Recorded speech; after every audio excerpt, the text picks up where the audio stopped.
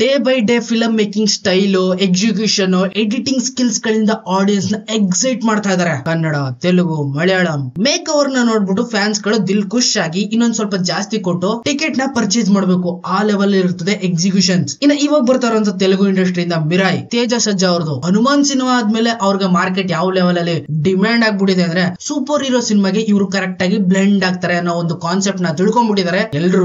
ಅದೇ ಕಾನ್ಸೆಪ್ಟ್ ಮೇಲೆ ಇವಾಗ ಮಿರಾಯ್ ಅಂತ ಮಾಡ್ತಾ ಇರೋದು. ಇದು ಕೂಡ ಸೂಪರ್ ಯೋಧ ಸಿನಿಮಾ. ಒಂದ್ ಥಿಂಗ್ ತುಂಬಾನೇ ಇಷ್ಟ ಆಗಿದೆ ಏನಪ್ಪಾ ಅಂದ್ರೆ ಫಸ್ಟ್ ತೆಲುಗು ಟ್ರೈಲರ್ ಬಿಟ್ಟ ತಕ್ಷಣನೇ ಕನ್ನಡದಲ್ಲಿ ಬಿಟ್ಬಿಟ್ರಲ್ಲ, ಅದು ಕೂಡ ಒಂಬಾಳೆ ಬ್ಯಾನರ್ಸ್ ಅವರು ಸೂಪರ್. ಇನ್ನ ಗೂಗಲ್ ಆಂಟಿ ಅವರು ಹೇಳೋ ಪ್ರಕಾರ ಈ ಸಿನಿಮಾದ ಬಜೆಟ್ 60 ಕೋಟಿ ಅಂತ ಹೇಳ್ತಾವ್ರೆ. ಕೆಲವರು ಹೇಳ್ತಾ ಇದಾರಂತೆ 40, ಇನ್ ಕೆಲವರು ಹೇಳ್ತಾ ಇದಾರಂತೆ 50. ನಾವು ಕನ್ಸಿಡರ್ ಮಾಡ್ಕೊಳ್ಳೋಣ 60. 30 ಆದ್ಮೇಲೆ 60. ಟ್ರೈಲರ್ ಒಳಗಡೆ ಇರುವಂತ ವಿಜುವಲ್ ಎಫೆಕ್ಟ್ಸ್ ಅಂದ್ರೆ VFX ನ ನೋಡ್ತಿದ್ದಾಗನೆ ನಿನಗೆ ಕನ್ಫರ್ಮ್ ಆಗುತ್ತೆ ಇದು ಯಾವ್ದೋ ತುಂಬಾನೇ ಹೈ ಬಜೆಟ್ ಹಾಕಿರುವಂತ ಸಿನಿಮಾ. ದ್ವಾಪರ ಯುಗ ಹಾಗೇನೆ ಈಗಿನ ಕಲಿಯುಗ ಎರಡನ್ನು ಕೂಡ ಮರ್ಜ್ ಮಾಡ್ಕೊಂಡು ಸ್ಟೋರಿನ ಬಿಲ್ಡ್ ಮಾಡಿದರೆ ಈ ಸಿನಿಮಾದ ಡೈರೆಕ್ಟರ್ ಕಾರ್ತಿಕ್ ಅಣ್ಣ ಅವರು. ಈಗಾಗಲೇ ಇವರು ಈಗಲ್ ಅಂತ ಸಿನಿಮಾ ಮಾಡಿದ್ದಾರೆ ರವಿ ತೇಜ್ ಅವ್ರ ಜೊತೆಗೆ. ಕಾರ್ತಿಕೇಯ 2 ಅಂತ ಎರಡೆರಡು ಸಿನಿಮಾನು ಕೂಡ ಮಾಡಿದ್ದಾರೆ. ಮ್ಯಾಥಾಲಜಿಕಲ್ ಸಿನಿಮಾಗಳನ್ನ ಇವರು ನೀಟಾಗಿ ಎಕ್ಸಿಕ್ಯೂಟ್ ಮಾಡ್ತಾರೆ. ಬ್ಯಾಕ್ ಗ್ರೌಂಡ್ ಅಲ್ಲಿ ಇವ್ರು ಮಾಡಿರೋ ಸಿನಿಮಾಗಳನ್ನ ಒಂದ್ ಕಡೆ ನೋಡ್ಕೊ ಬನ್ನಿ. ಅಂಡ್ ಇವಾಗ ಟ್ರೈಲರ್ ಒಳಗಡೆ ನುಗ್ಬಿಡೋಣ ಹಿಡನ್ ಡೀಟೇಲ್ಸ್ ಏನೇನ್ ಇರ್ಬೋದು ಅಂತ. ಪೂರ್ತಿ ಪ್ರಪಂಚನ ಕಾಪಾಡೋದಕ್ಕೆ ಅಂತ ಒಂದಷ್ಟು ಒಳ್ಳೆ ಪದಗಳನ್ನ ಬರೆದು ಇಟ್ಟಿರುವಂತ 9 ಗ್ರಹಗಳು, 9 ಗ್ರಂಥಗಳು, ಇದರಿಂದ ಬಿದ್ದಿರುವಂತ ಒಂದು ಈವಿಲ್ ಪವರ್. ಈ ಈವಿಲ್ ಪವರ್ ಗೂ ಕೂಡ ಒಬ್ಬ ಚಾಂಪಿಯನ್ ಬೇಕು. ಅವ್ನು ಹೇಳದ್ ಕೆಲಸ ಎಲ್ಲ ಮಾಡ್ಕೊಂಡು ಅವನ್ ಮುಖಾಂತರ ಎಲ್ಲಾ ಕೆಲಸನೂ ಮಾಡೋದಕ್ಕೆ. ಅದಕ್ಕೆ ಸರಿಯಾಗಿರೋ ನೀವ್ನೇ ಅನ್ಬಿಟ್ಟು ವಿಷ್ಣು ಮಂಚು ಇಲ್ಲ ಮಂಚು ಮನೋಜ್ ಅವ್ರನ್ನ ಸೆಲೆಕ್ಟ್ ಮಾಡ್ತದೆ. ಆ ಈವಿಲ್ ಪವರ್ ಬ್ಲಾಕ್ ಸಾರ್ಡ್ ಆಗಿರ್ತದಲ್ಲ, ವಿಕೃತವಾಗಿರುವಂತ ಕತ್ತಿ, ಅದು ಹುಡುಕುತ್ತೆ ಮನೋಜ್ ನ. ಇವನನ್ನೀಗ ಚಾಂಪಿಯನ್ ಆಗಿ ಇಟ್ಕೊಂಡು ಆ 9 ಗ್ರಂಥಗಳನ್ನ ಕದ್ದು ಅದ್ರಲ್ಲಿರುವಂತ ಪವರ್ ನ ಕದ್ಕೊಂಡು ಆ ಈವಿಲ್ ಪವರ್ ತುಂಬಾನೇ ಪವರ್ಫುಲ್ ಆಗ್ಬೇಕು ಈಗ ರೂಲ್ ಮಾಡೋದಕ್ಕೆ ಎಂಟರ್ ವರ್ಲ್ಡ್ ನ.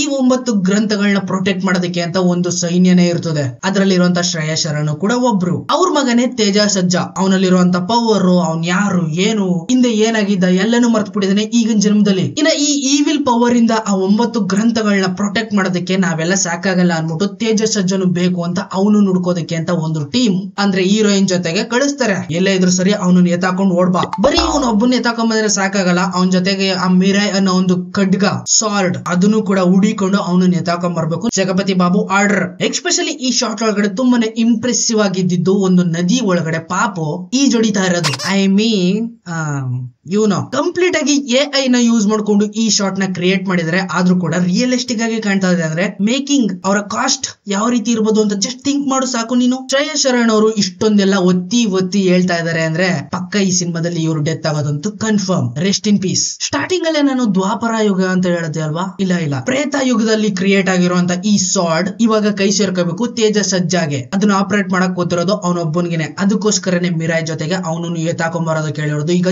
Jagapathi Babu. Every single short ಅಲ್ಲೂ ಕೂಡ VFX ನಿಮ್ಮನ್ ಫೀಲ್ ಮಾಡ್ತಿದೆ ರಿಯಲಿಸ್ಟಿಕ್ ಆಗಿ. ಆ ಸಾರ್ಡ್ ಮೇಲ್ ಬರುವಂತ ಸ್ಪಾರ್ಕ್ ಆಗಿರ್ಬೋದು, ಆ ಈಗಲ್ ಆಗಿರ್ಬೋದು, ಆ ಬ್ಲಾಕ್ ಸಾರ್ಡ್ ಒಳಗಡೆ ನುಗ್ತಾ ಇರುವಂತ ಆ ಬ್ಲಾಕ್ ಫಾಗ್ ಆಗಿರ್ಬೋದು, ಎಫೆಕ್ಟ್ಸ್ ಗಳನ್ನ ಯಾವ್ಯಾವ ರೀತಿ ಎಲ್ಲ ಯೂಸ್ ಮಾಡಿದ್ದಾರೆ.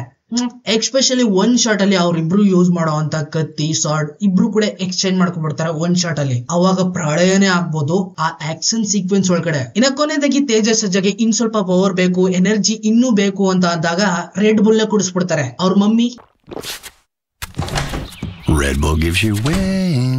ಅಂದ್ರೆ ಇಲ್ಲಿ ಎಂಟ್ರಿ ಕೊಡ್ತಾರೆ ಭಗವಾನ್ ಶ್ರೀ ರಾಮ ಅವ್ರ ಎಂಟ್ರಿ ಕೊಡ್ತಾರೆ. ಲಾಸ್ಟ್ ಟೈಮ್ ನೋಡಿದಾಗ ನಾನು ಹನುಮಂತ ಅನ್ಕೊಂಡ್ಬಿಟ್ಟಿದೆ, ಬರೀ ಕಾಲಲ್ಲಿ ನಡ್ಕೋಗೋದನ್ನ ಮಾತ್ರ ತೋರಿಸಿದ್ರು. ಬಟ್ ಇವಾಗ ಲೈಟ್ ಆಗಿ ಅರ್ಧ ಫೇಸ್ ನ ರಿವೀಲ್ ಮಾಡ್ಬಿಟ್ರಲ್ಲ, ನನ್ಗೆ ಇಲ್ಲಿ ಕನ್ಫರ್ಮ್ ಆಗ್ತಾ ಇದೆ ಈ ಕ್ಯಾರೆಕ್ಟರ್ ಅಲ್ಲಿ ಆಕ್ಟ್ ಮಾಡಿರೋದು ಯಾರು ಅಂತ. ಲೈಟ್ ಆಗಿ ಅರ್ಧ ಫೇಸ್ ಆಗೇನೆ ಅವ್ರ ಬಾಡಿ ಸ್ಟ್ರಕ್ಚರ್ ನೋಡ್ತಿದ್ದಾಗೆ ನನಗ್ ಕನ್ಫರ್ಮ್ ಆಗೋಯ್ತು ಇದು ಸೋನು ಸುದ್ ಅವರು.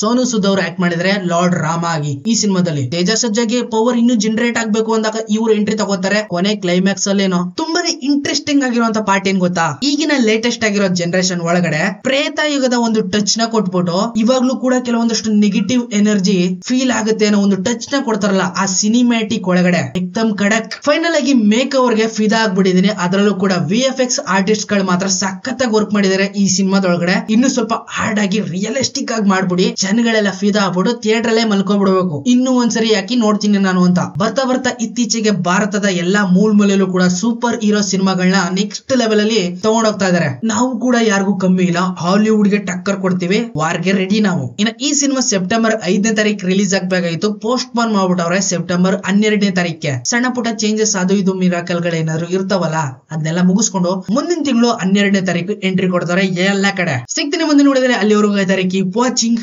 ಬಾಯ್ ಬಾಯ್.